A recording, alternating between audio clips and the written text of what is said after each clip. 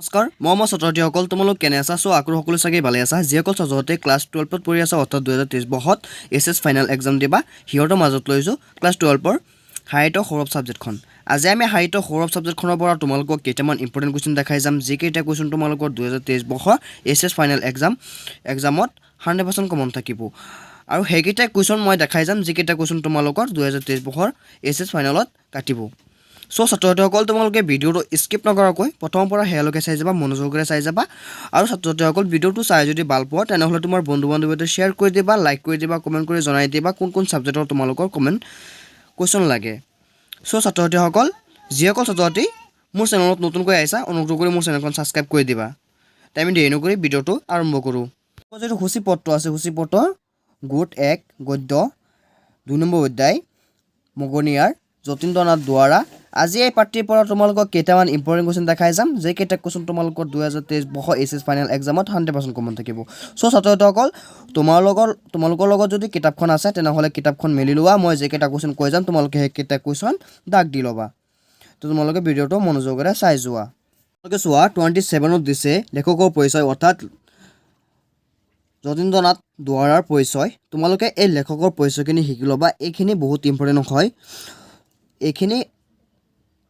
একো পাৰিলে তোমালোকৰ 2023 এছএছ ফাইনেল এক্সামত যেকেইটা এই পাঠ্যৰ পৰা ভিতৰৰ পৰা কোৱেশ্চন কাটি 1 মাৰ্কৰ কাৰণে তোমালোকে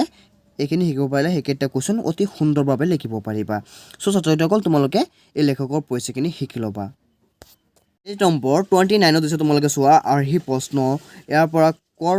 1 নম্বৰ কোৱেশ্চন থাকিব তোমালোকে অসমীয়া সাহিত্য প্ৰথম কথা কবিতা ৰচনা কৰা কবিগৰাকী কোন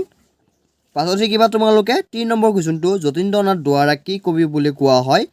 পাছত কিবা 4 নম্বৰ কোৱেশ্চনটো উমৰ তীৰ্থ পুথিখনি কোনখন পুথিৰ বাবনুবাদ পাছত খ নম্বৰৰ চমু প্ৰশ্ন প্ৰতিটো প্ৰশ্নৰ মূল্যাংক 2 অথবা 3 ইয়াৰ পৰা কিবা 1 নম্বৰ কোৱেশ্চনটো কথা কবিতা বুলিলে কি বুজায় ইয়াৰ দুটা বৈশিষ্ট্য লিখা 2 মাৰ্কৰ কাৰণে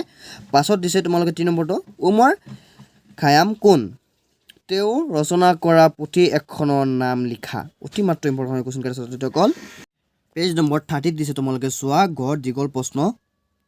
প্ৰতিটো প্ৰশ্নৰ মূল্যাংক 4 অথবা 5 4 আৰু 5 মাৰ্কৰ কাৰণে ইয়াৰ পৰা শিকিবা তোমালোকে ক নম্বৰ কোৱেশ্চনটো মগনিয়াৰ শীৰ্ষক কথা কবিতাটিৰ সাৰাংশ লিখা 4 মাৰ্কৰ কাৰণে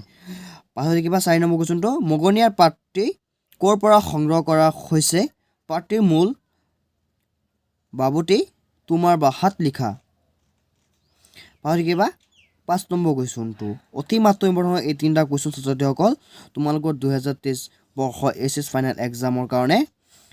ছাত্ৰছাত্ৰীসকল ভিডিঅ'টো চাই যদি ভাল পাইছা তেনেহ'লে তোমাৰ বন্ধু-বান্ধৱীৰ সৈতে শ্বেয়াৰ কৰি দিবা লাইক কৰি দিবা আৰু কমেণ্ট কৰি জনাই দিবা কোন সাবজেক্টৰ কমন কোৱেশ্চন লাগে মই দি দিম ধন্যবাদ আজি ভিডিঅ'টো ইয়াতে সমাপ্ত কৰিলোঁ